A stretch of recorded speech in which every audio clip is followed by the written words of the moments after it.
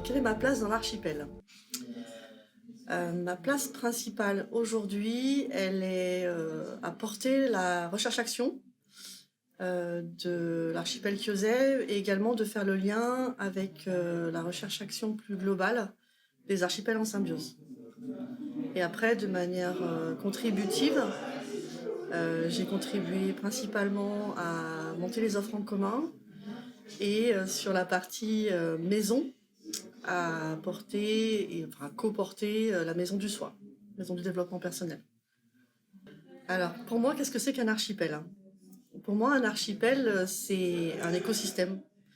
C'est un individu plus un individu qui forme un îlot et de manière plus formelle une île. Et ces îles sont interreliées en archipels. Donc ça peut être des archipels géographiques, thématiques ou des collectifs d'individus.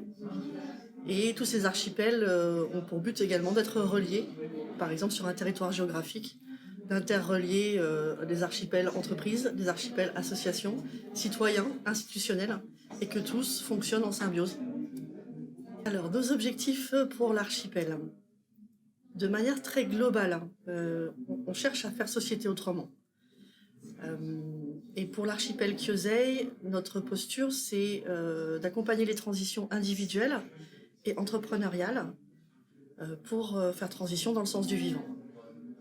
Alors ça se manifeste comment? Ça se manifeste par des prestations autour de parcours, donc soit par parcours individuel, soit parcours collectif autour d'un enjeu d'entreprise par exemple, et puis de faire toute une programmation événementielle par les maisons, qui sont autant d'événements déclics et qui eux-mêmes sont des premiers événements qui vont se construire sur des événements un peu plus gros et des parcours et donc des formations aussi, puisque de ces maisons peut naître également une école. Et il y a toute cette partie également recherche-action qui est très très importante parce que chaque chose qu'on va faire vivre aux individus, aux organisations, c'est une expérience. Donc le premier objectif, c'est de créer la dissonance cognitive pour permettre d'ouvrir le champ des possibles et puis derrière de faire vivre l'expérience. Et cette expérience, c'est mettre en œuvre la coopération, l'intelligence collective, des gouvernances participatives.